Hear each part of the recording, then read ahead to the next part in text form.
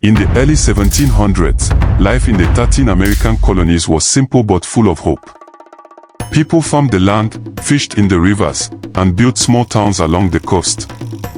They worked hard because they believed their future could be bright.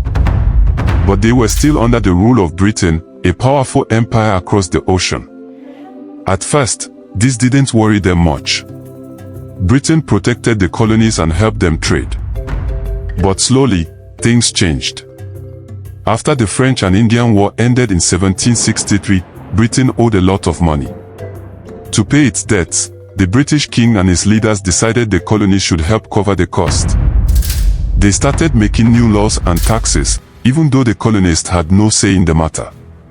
People in America began to feel like they were being treated unfairly. They believed they should have a voice in the decisions that affected their lives. The anger grew slowly, like fire catching dry leaves.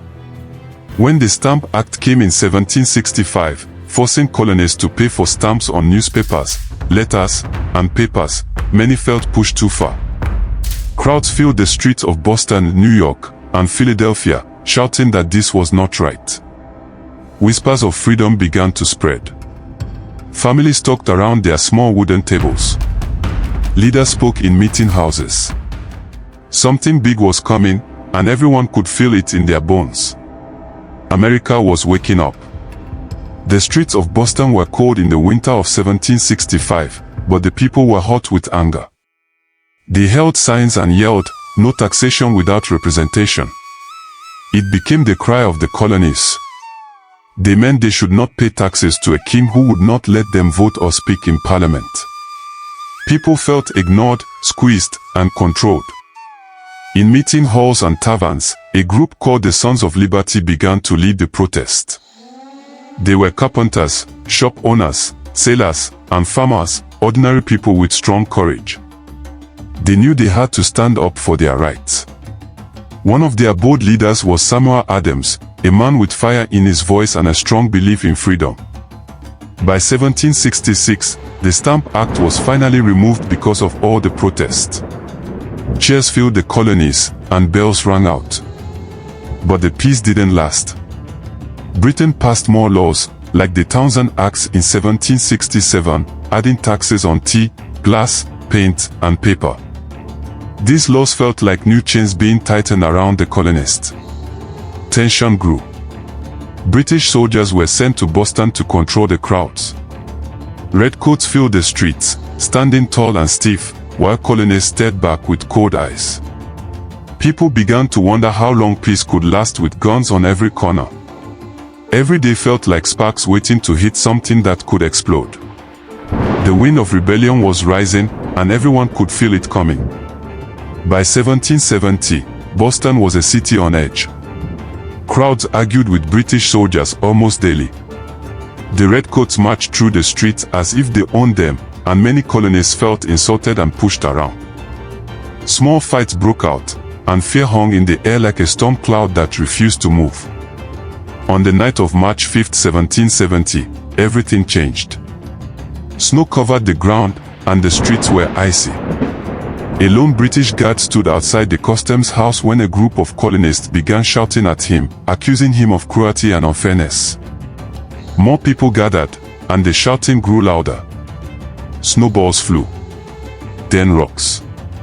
Soldiers rushed to help the guard, forming a line with their muskets. Colonists shouted, "Fire if you dare."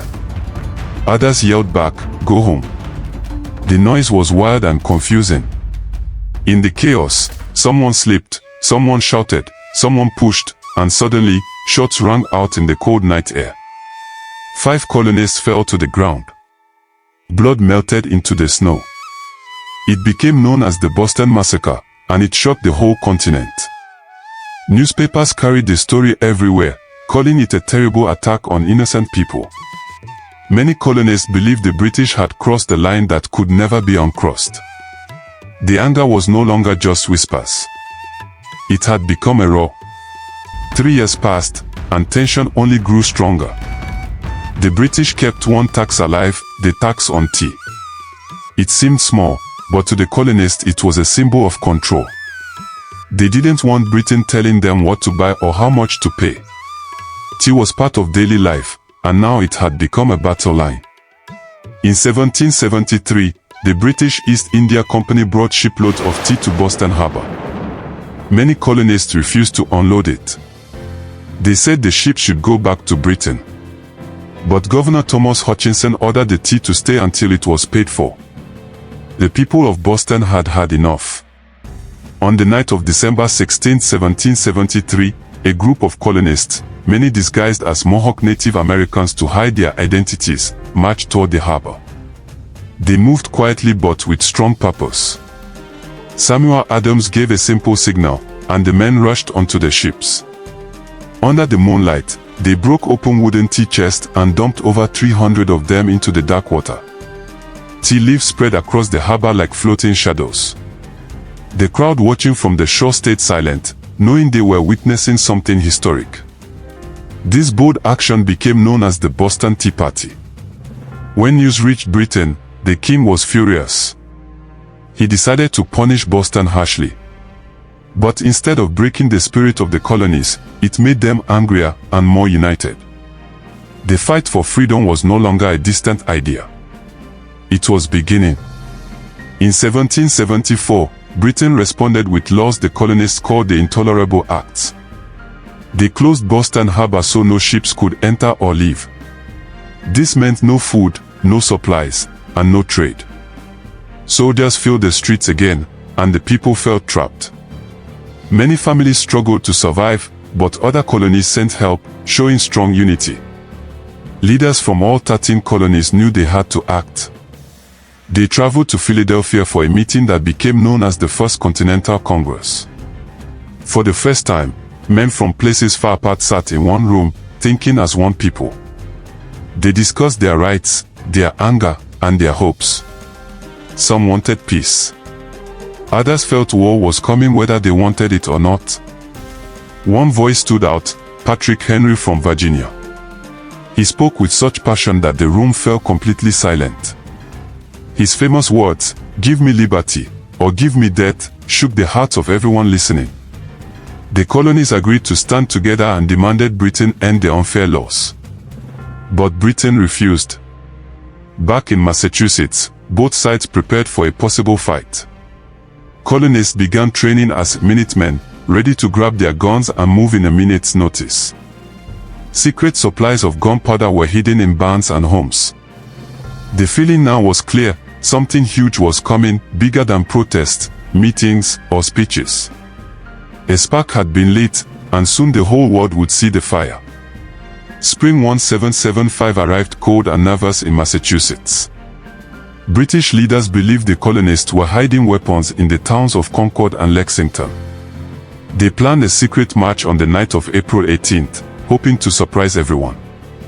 But the colonists had strong networks and brave riders watching every move. One of those men was Paul Revere, a skilled silversmith and fearless messenger. When he heard the British soldiers were marching out of Boston, he leaped on his horse and sped into the night. Hoofs pounded the dirt roads as he shouted, "The British are coming! The British are coming!"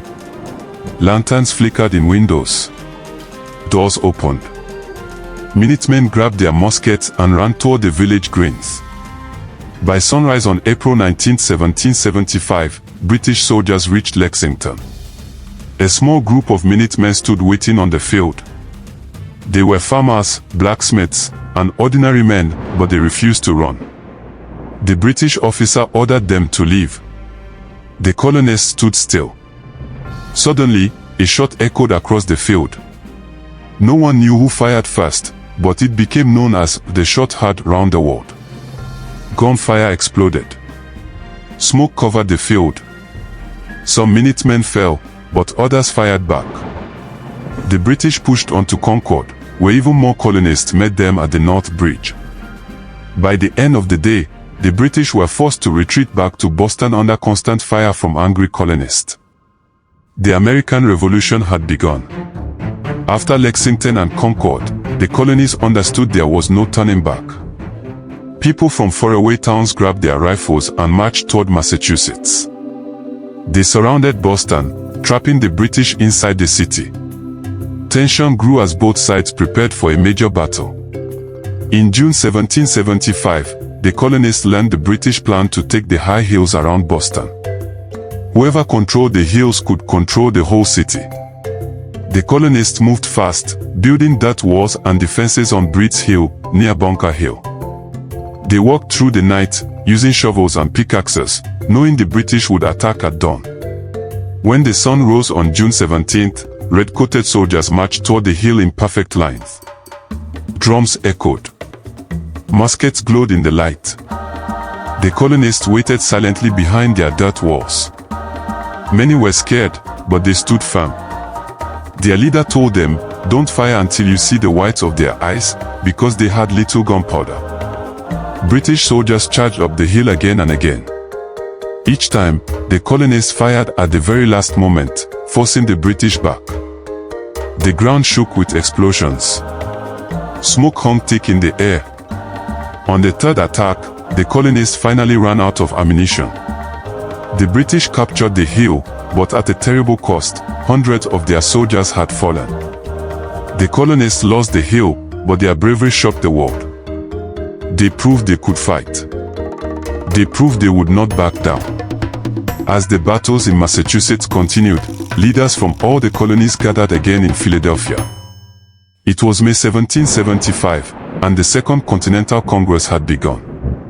The air inside the meeting hall was thick with worry, hope, and determination. They knew they were now in a real war, but they had no official army. Someone had to take charge. The men discussed names, but one stood out above the rest: George Washington of Virginia. Tall, calm, disciplined, and experienced from earlier wars, Washington was respected everywhere. When the Congress chose him as commander-in-chief of the new Continental Army, he accepted humbly, saying he hoped he was worthy of the task. Washington rode to Massachusetts to take command. He found soldiers with brave hearts but little training. Some had no uniforms, some had no bayonets, and many lacked powder. But Washington believed in them. He drilled them, encouraged them, and slowly shaped them into a real army. While he worked, another powerful step was forming in Philadelphia. Many leaders still wanted peace, but others believed freedom was the only path forward. Pamphlets spread through the colonies, especially a bold one called Common Sense, written by Thomas Paine. It argued that America should be independent from Britain. Ordinary people read it, passed it around, and felt their hearts change. The idea of freedom was no longer a whisper. It was becoming a rising shout. By early 1776, the call for independence grew loud across the colonies. More battles erupted. More families were affected. People wanted a clear answer: were they still part of Britain, or were they something new? The Continental Congress decided it was time to choose. A small committee met to write the official declaration. Among them was Thomas Jefferson, a quiet but brilliant man from Virginia. He was chosen to write the first full draft. Jefferson sat at a simple wooden desk in a rented room in Philadelphia, dipping his pen in ink again and again. He wrote about human rights. He wrote about freedom. He wrote that all people are created equal and have the right to life, liberty, and happiness. When he finished, the Congress debated every line. They argued, changed some words, and cut some sentences. Finally, on July 4, 1776, they approved the Declaration of Independence. The room fell silent as the document was read aloud. The words carried the weight of a new world. The colonies were now the United States of America. Church bells rang across Philadelphia. People cheered in town squares. Soldiers lifted their hats. Families hugged one another. But everyone also knew the truth: Britain would never accept this easily. The war would grow fiercer now. Still, the people felt something powerful. They were no longer fighting as colonies. They were fighting as a nation. After the declaration was signed, British warships filled the waters near New York. Their sails covered the horizon like giant white wings. Tens of thousands of British soldiers arrived, along with highly trained German fighters called Hessians. New York became the center of the storm. General Washington moved his army south to defend the city, but he knew the British were stronger and better equipped. Still, he hoped courage and smart planning could overcome their power. In late August 1776, the British attacked in the Battle of Long Island. The fighting was fierce. Cannons thundered. Smoke covered the fields. The American soldiers fought bravely, but they were outnumbered and forced to retreat. Washington realized he had to save his army or the revolution could end right there. In a daring nighttime escape, he quietly moved his entire army across the East River using small boats. Soldiers rode in silence as fog rolled in, hiding them from British eyes. By sunrise, they had escaped safely, a miracle that kept the dream of freedom alive. But the British captured New York City and held it for the rest of the war. American spirits dropped. Supplies were low. Winter was coming. Yet Washington refused to give up. He believed the struggle was bigger than one city, one battle, or one moment. America had declared freedom. Now it had to fight for it. Winter of 1776 felt dark and hopeless for many Americans. The British had won several battles. Supplies were running low. Many soldiers had no shoes, and their feet bled in the snow. Some men were sick. Others felt too tired or scared to keep fighting. Washington understood their pain, but he also knew this was the moment that would decide everything. The British and Hessian soldiers settled into warm camps across New Jersey, believing the Americans were beaten. One of their largest groups stayed in the town of Trenton, eating well and celebrating the holidays. They thought the winter cold would stop the Continental Army. But Washington had a daring plan. On the freezing night of December 25, 1776, he gathered his men by the icy Delaware River. Snow fell hard. Wind cut through their thin coats. But Washington's voice stayed steady. "We must keep moving," he said. "This is our chance." They climbed into boats and pushed off into the dark river. Ice cracked against the sides.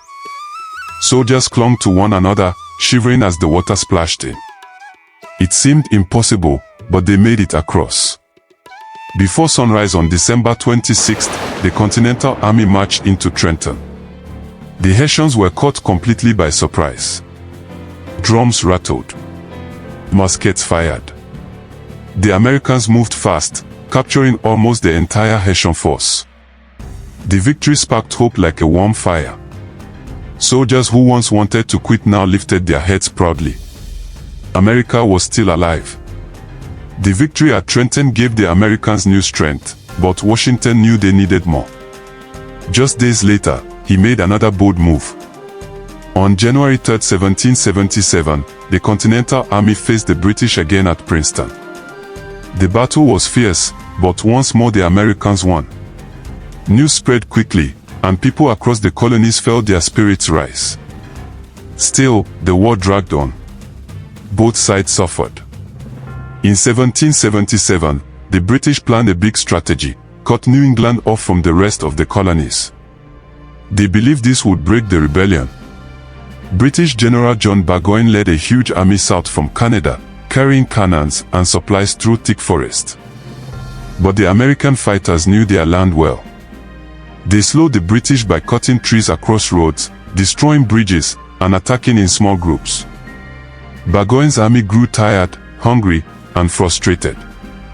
When they reached the small town of Saratoga, they were met by strong American forces led by General Horatio Gates and the fearless Benedict Arnold. The battle lasted for days. Muskets cracked through the trees. Smoke drifted over the hills. Both armies fought hard, but in the end, the British were surrounded with no way out. On October 17, 1777, Burgoyne surrendered his entire army. The world was shocked. A huge British force had fallen to the young American nation. And this victory would change everything. The triumph at Saratoga echoed far beyond America. Across the ocean, France watched closely. France had long been a rival of Britain, and the victory proved that the Americans might actually win the war. French leaders began to believe supporting the United States could weaken Britain and help change history. American diplomat Benjamin Franklin, with his calm wisdom and warm charm, met with French officials in Paris. He wore simple clothes, spoke plainly, and impressed everyone. The French people admired him, calling him the symbol of American courage and intelligence. After months of talks, France made a powerful decision. In early 1778, France officially became an ally of the United States. They offered money, weapons, soldiers, and ships. For the first time, America was not fighting alone. But freedom still required sacrifice. While France celebrated the new alliance, Washington and his army marched into a harsh winter camp at Valley Forge in Pennsylvania. It was one of the coldest winters anyone could remember. Soldiers slept in small wooden huts they built themselves. Food ran out. Many wrapped their feet with rags. Smoke from campfires drifted between the trees as men huddled together for warmth. Still, something important happened. A Prussian officer named Baron von Steuben arrived to help train the army. He taught them better drills, discipline, and teamwork. Slowly, the soldiers grew stronger, more confident, and more organized. When spring finally arrived, the Continental Army marched out of Valley Forge not as tired farmers, but as a real fighting force. Their hope was burning brighter than ever. By 1778, the war shifted. The British realized they were having trouble in the north, so they turned their attention to the south. They believed loyalists, colonists who still supported Britain, would help them win there. At first, their plans seemed to work. The British captured Savannah, Georgia, then later took Charleston, South Carolina, one of the biggest American cities. American spirits fell again. It seemed like the British were gaining ground fast. But the South held fighters who refused to quit. Small groups of American soldiers formed hit-and-run teams. They moved through forests and swamps, striking quickly and disappearing before the British could react. One famous leader was Francis Marion, known as the Swamp Fox. He used the land to his advantage, confusing the British again and again. A turning point came at the Battle of Kings Mountain in 1780. Frontier fighters from the backcountry charged up a rocky hill where Loyalist forces had gathered. Their attack was fierce and determined. When the battle ended, nearly the entire Loyalist force had surrendered. It was a huge victory for the American cause. More wins followed. General Nathanael Greene used smart strategies to weaken the British, leading them on long chases across the Carolinas. Even when he lost battles, he made the British lose more men and supplies each time. Slowly, the tide turned. The British were beginning to wear down. By 1781, the British army in the south was led by General Charles Cornwallis. He had fought hard but was now tired, frustrated, and short on supplies. Greene's clever tactics had worn him down. To find a safer position and wait for help, Cornwallis moved his army to a small Virginia town called Yorktown, located between the York River and the Chesapeake Bay. He believed the British Navy would protect him. But something unexpected happened. The French Navy, now America's ally, sailed to the Chesapeake Bay. Their ships clashed with the British fleet and forced them to retreat. The sea around Yorktown now belonged to the French. Cornwallis was trapped from the water. At the same time, George Washington and French General Rochambeau marched their combined armies from New York all the way to Virginia. It was a long, secret, and exhausting journey. Soldiers marched through rain and mud, but their hearts beat with hope. When they arrived, they joined American forces already in the area. By late September 1781, Yorktown was completely surrounded. Washington ordered the attack. Cannons thundered day and night. Dirt walls crumbled. British soldiers huddled in trenches, exhausted and overwhelmed. The sky flashed with fire and smoke as American and French troops pushed closer and closer. Finally, on October 19, 1781, Cornwallis surrendered. British soldiers laid down their weapons. The war was not officially over yet, but everyone knew the truth. America had won the greatest victory of all. The victory at Yorktown spread like lightning across the colonies. People cheered in streets, hugged their families, and rang church bells for hours. Soldiers smiled with relief for the first time in years. But even with the surrender, the war had not officially ended. British troops still remained in some cities, and peace had to be agreed on carefully. Still, hope grew everywhere.